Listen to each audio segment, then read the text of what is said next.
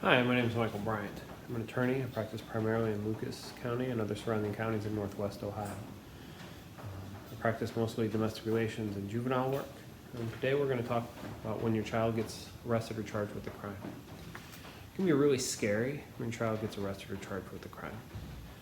You probably have questions about the short-term consequences, the medium-term consequences, as well as the long-term consequences. So in the short term, when's your child coming home? How is this going to affect his schooling? And when can you visit him?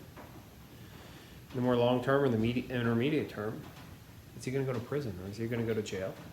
What are the neighbors going to think? And are you a bad parent? Then there will be questions about the long-term consequences. Will my child have to register as a sex offender? Will my child spend time in prison? How's this going to affect his ability to get into college or the military? Luckily, the Ohio Juvenile System in general, as well as in particular those in Northwest Ohio, are really focused on rehabilitation and not incarceration for kids. In the short term, chances are pretty good that any child charged with a relatively minor crime, or even some more serious crimes, won't spend much time in detention. They might spend the night or so, but they'll probably come home pretty soon. The court would much rather make certain court orders and send the child home with a parent than to keep the child locked up. It costs them money. And perhaps the child might be on an ankle monitor or something like that. But in most cases, kids don't spend much time in detention. If a child does spend time in detention, that detention facility is going to work with the school that the child goes to, and they have the tools and resources to continue to educate the child, make sure that the child's schooling doesn't suffer. Each detention center has rules and regulations about visiting your kids, and every court's going to encourage you to visit your kids as often as you can. Your child will come home when the court decides, but your attorney can request the court to revisit that issue at any point. In the medium term, there will be either a pretrial or a trial date. Trial date is a lot like a trial in the adult system. That's when the prosecutor must prove beyond a reasonable doubt that your child has committed a crime. There's no jury. The judge or the magistrate will be the one who decides if the child is guilty or innocent. In juvenile court, this is called an adjudication rather than a conviction, as it is in adult court. After a child is adjudicated, the court must then hold a disposition. Disposition is for juveniles what sentencing is for adults. Prison for children is called the Department of Youth Services. Unless the crime is really serious, it's unlikely that a child will be ordered to the Department of Youth Services.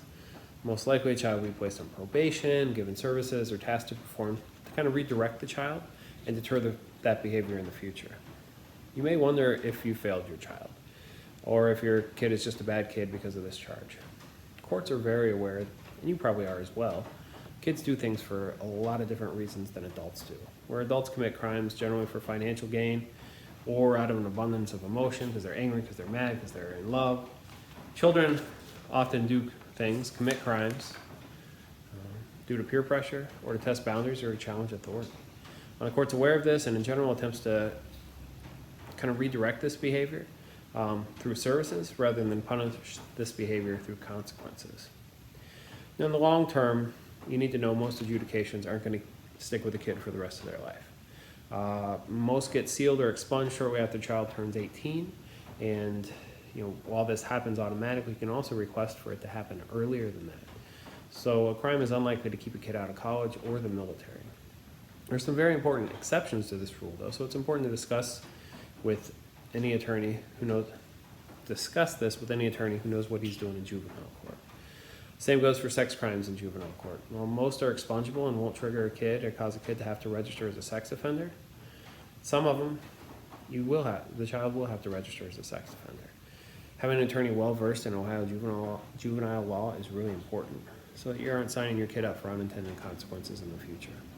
If you got questions or concerns about your child's arrest or upcoming court date, and you aren't otherwise represented by a counsel, call me. My name is Michael Bryant. You can reach me at 419-243-3922.